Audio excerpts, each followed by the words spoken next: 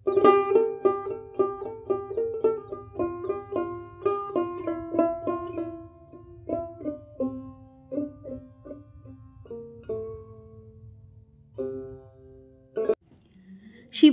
কথাটা দুটো শব্দ থেকে এসেছে, শিব ও রাত্রি, যার অর্থ শিবের জন্য রাত্রি। শিবরাত্রির সঙ্গে প্রচলিত আছে নানা কথা। পুরাণ মতে দেবী পার্বতীর সঙ্গে এদিন দেবাদিদেব মহাদেবের মিলন হয়। আবার শোনা যায় এদিন থেকেই বিশ্বব্রহ্মাণ্ড সৃষ্টি করেছিলেন। যজ্ঞের মধ্যে যেমন অশ্বমেধ যজ্ঞ, তীর্থের মধ্যে যেমন গঙ্গা, তেমন পুরাণ অনুযায়ী ব্রতের মধ্যে শ্রেষ্ঠ হল শিব চতুর্দশী ব্রত। তাই শিবরাত্রি ব্রত পালন করলে ধর্ম, অর্থ, কাম, মোক্ষ এই চতুর্বিধ ফল লাভ করা যায়। তো সাধারণত ফেব্রুয়ারি মার্চ মাসের ভেতরেই শিবরাত্রি তিথি পড়ে। এই বছর 26শে ফেব্রুয়ারি বুধবার পড়েছে মহাশিবরাত্রি তিথি। 26শে ফেব্রুয়ারি সকাল 9:42 থেকে 27শে ফেব্রুয়ারি সকাল 8:31 পর্যন্ত থাকবে শিব চতুর্দশী। শাস্ত্রমতে মহাশিবরাত্রি পুজোর শ্রেষ্ঠ সময় হল নিশীথকাল। এই তিথিতে 4 প্রহরে পুজো হয়। অনেকে কোনো একটি প্রহরে বা 4 প্রহরের পুজো করেন। শাস্ত্রমতে মহাশিবরাত্রি তিথিতে সন্ধ্যাবেলা স্নানের পর দেবাদিদেব মহাদেবের পুজো করা উচিত। বিশ্বাস অনুযায়ী ব্রত পালনের পূর্ণফল লাভের জন্য সূর্যোদয় থেকে শুরু করে চতুর্দশী তিথি অস্ত হওয়ার মধ্যকার সময় পর্যন্ত ব্রত সমাপ্ত করা উচিত। আবার কোনো ধারণা অনুযায়ী চতুর্দশী তিথি সমাপ্ত হওয়ার পর ব্রত ভঙ্গ করা উচিত। নমস্কার বন্ধুরা, আমি রিয়া। আমার চ্যানেলে তোমাদের সবাইকে অনেক স্বাগত। আজকের ভিডিও মহাশিবরাত্রির দিনে আমরা দেবাদিদেব মহাদেবের পুজো কিভাবে করতে পারি, খুব সামান্য কিছু জিনিসপত্র দিয়ে ঘরে সাধারণভাবে কিভাবে আমরা শিবলিঙ্গে পঞ্চামৃত অভিষেক করে মহাদেবের পুজো করব, তারই ওপরে একটা ছোট্ট ভিডিও। আশা করি আজকের ভিডিও দেখতে তোমাদের খুব ভালো লাগবে। তো চলো দেখে নাও ভিডিওটা। শিবরাত্রি ব্রত পালন করার আগের দিন সংযম করতে হয়। এদিন সিদ্ধ চালের ভাত ও আমিষ খেতে নেই। আতপ চালের সিদ্ধ ভাত খাওয়ার নিয়ম রয়েছে। এছাড়া কেউ চাইলে ময়দার তৈরি খাবারও খেতে পারে। তবে খাবারটি অবশ্যই সন্ধক লবণ দিয়েই খেতে হবে। নর্মাল লবণ এদিন খাওয়া যায় না। তো বন্ধুরা, এখানে তোমরা দেখতে পাচ্ছ আমি পুজোর জন্য যে জিনিসগুলো লাগে সেগুলো সমস্ত একটা থালার ভেতরে করে গুছিয়ে নিচ্ছি। বাবার প্রিয় ফুল, বেলপাতা, তারপর পঞ্চামৃত, এগুলো সব একটা থালার মধ্যে করে গুছিয়ে নিচ্ছি। আকন্দের মালা অবশ্যই লাগে বাবার পুজোতে। আকন্দের মালা, ধুত্রা ফুল, ধুত্রা ফল লাগে, কিন্তু আজকে যেহেতু জোগাড় করতে পারিনি তাই ধুত্রা ফলটা তোমাদের দেখাতে পারলাম না। আর এখানে দেখো চাল নিয়েছি। ভোলেনাথকে পঞ্চামৃত অভিষেক করার পর পুজো করে কিছু অখণ্ড চাল নিবেদন করতে হয়, তো যার জন্য দেখো চাল নিয়েছি। একটা সাদা মালা নিয়েছি, সাদা বা হলুদ যে কোনো মালা তোমরা নিতে পারো। তো ভোলেনাথের পুজো করতে এই সমস্ত জিনিসপত্রগুলো লাগে, যেগুলো তোমাদের সঙ্গে এখন আমি শেয়ার করছি। এর ভিডিও আমার চ্যানেলে আপলোড করেছি, তোমরা চাইলে দেখে নিতে পারো। আর আমি ডেসক্রিপশানে লিঙ্ক দিয়ে দেব। আর এখানে দেখো পঞ্চামৃত বানিয়ে নিচ্ছি। তো পঞ্চামৃত দিয়েই বাবাকে স্নান করাবো। আর তোমরা চাইলে ওই দিন শুধু কাঁচা দুধ দিয়েও বাবাকে স্নান করতে পারো যদি পঞ্চামৃত অভিষেক করতে না চাও। তো এখানে দেখো পঞ্চামৃত বানিয়ে নিচ্ছি দুধ, দই, ঘি, মধু, শর্করা এগুলো দিয়ে। তো পঞ্চামৃত বানিয়ে নিয়ে তার ভেতরে কালো তিল দিতে হয়, তো দিয়ে নিলাম। আর এখানে দেখো একটা কাঠের চৌকি পেতে নিয়ে আমি একটা কাপড় পেতে নিয়েছি। তোমরা চাইলে হলুদ কাপড়ও পেতে নিতে পারো। আর আমার কাছে শিবলিঙ্গ যেহেতু আছে, তো শিবলিঙ্গ আমি এখন পুজো করে তোমাদের দেখাবো। তো এখানে দেখো ঠাকুরকে আমি বসিয়ে দিয়েছি।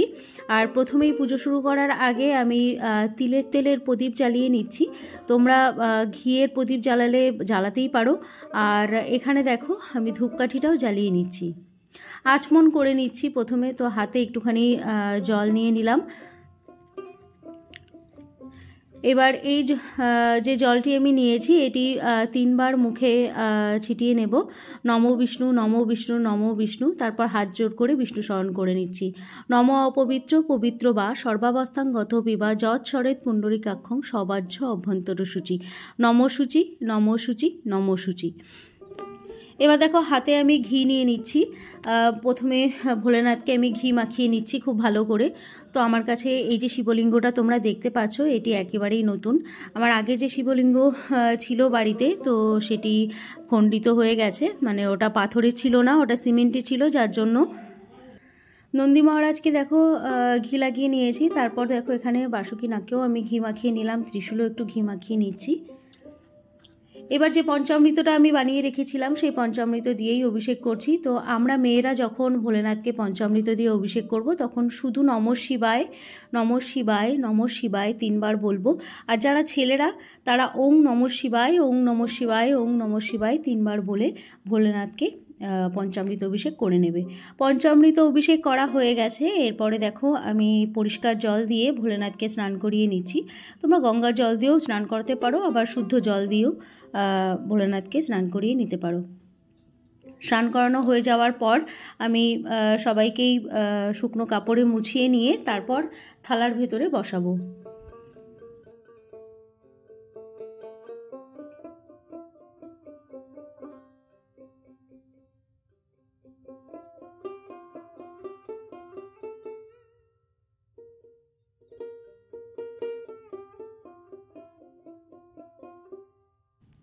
এখানে দেখো আমি একটা থালা নিয়েছি, ওং লিখে নিচ্ছি।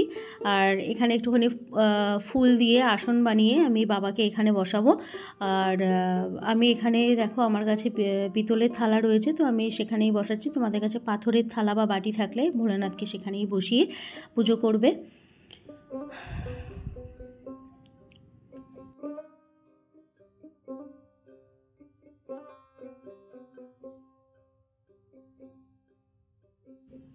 কেশর চন্দন দিয়ে বাবাকে প্রথমে টিকা করে নিচ্ছি।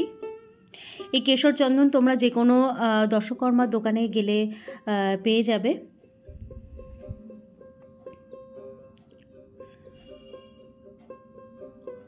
তো দেখো টিকা করা হয়ে গেল চন্দন দিয়ে, কেশর চন্দন দিয়ে। তো নন্দী মহারাজকেও আমি টিকা করে দিচ্ছি, আর বাসুকীনাথকেও আমি টিকা করে দিলাম, আর ত্রিশূলেও একটুখানি চন্দন লাগিয়ে নিচ্ছি।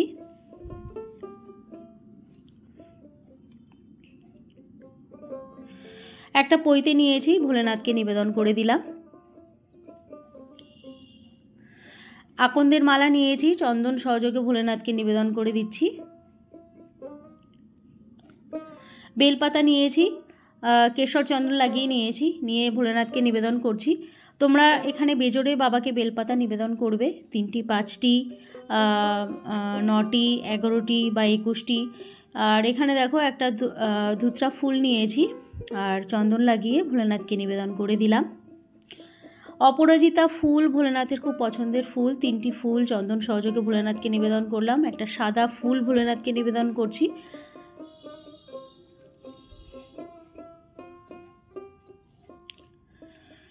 নন্দী মহারাজকেও ফুল নিবেদন করছি চন্দন সহযোগে। ত্রিশূলেও একটি ফুল নিবেদন করলাম চন্দন সহযোগে। বাসুকীনাথকেও ফুল নিবেদন করছি। হাতে একটুখানি ফুল বেলপাতা নিয়েছি, বাবার চরণে পুষ্পাঞ্জলি দিচ্ছি। যারা আমরা মন্ত্র জানি না তারা শুধু নমঃ শিবায় বলে 3 বার ভোলেনাথের চরণে পুষ্পাঞ্জলি দিয়ে নেবে। আর যারা মন্ত্র বলে দিতে চাও তারা মন্ত্র বলেই দিও।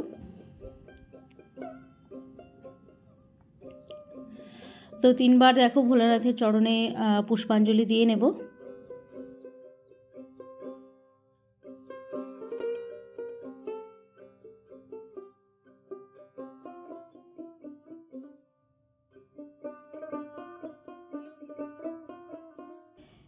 এবার বাবার প্রণাম মন্ত্রটা পাঠ করে নিতে হবে।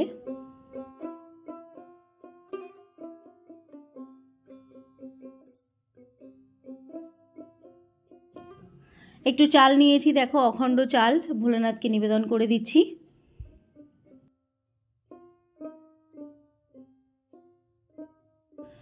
পঞ্চশস্য নিয়েছি, পঞ্চশস্য ভোলেনাথকে নিবেদন করে দিচ্ছি। একটা কলকে নিয়েছি, যার ভেতরে সিদ্ধি দিয়ে ভোলেনাথকে নিবেদন করে দিলাম।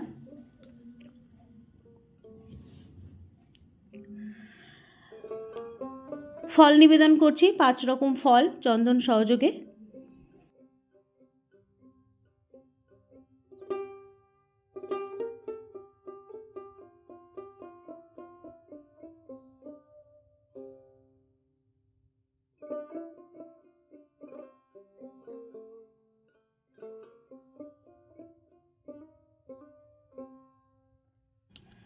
একটুখানি মিষ্টি ভোলেনাথকে নিবেদন করলাম ভোগ হিসাবে।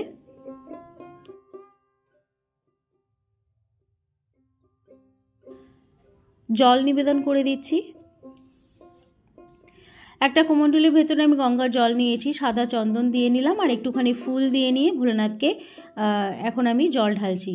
তো এই সময় তোমরা নমঃ শিবায় নমঃ শিবায় নমঃ শিবায় 3 বার বলে ভোলেনাথকে জলাভিষেক করে নিও। এবার আরতি করে নেব।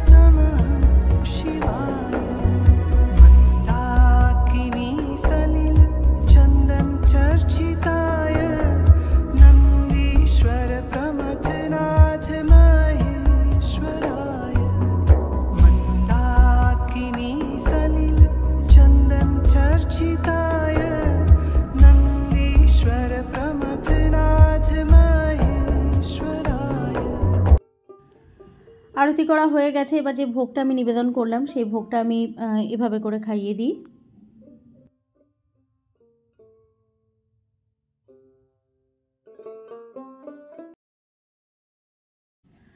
পুজো শেষে দেখো একটা 1 টাকার কয়েন দক্ষিণা দিলাম। আর শিবরাত্রি ব্রত কথা তোমরা যেদিন শিবরাত্রি সেদিন তোমরা পাঠ করে নিও। মেয়েদের ব্রত কথা বলে একটি বই পাওয়া যায়, তো তার ভেতরেই আছে। তো এই ছিল আজকের ভিডিও। আশা করি আজকের এই ছোট্ট ভিডিওটা তোমাদের ভালো লেগেছে। মহাশিবরাত্রির দিনে এইভাবে খুব সিম্পলভাবে ভোলেনাথের পুজো তোমরা করতে পারো। তো যদি ভিডিওটা তোমাদের ভালো লেগে থাকে অবশ্যই লাইক, শেয়ার এবং সাবস্ক্রাইব করে দিও। আর পাশে থাকা বেল আইকনটা অবশ্যই ক্লিক করে দিও। দেখা হচ্ছে অন্য কোনো ভিডিওতে। বাই।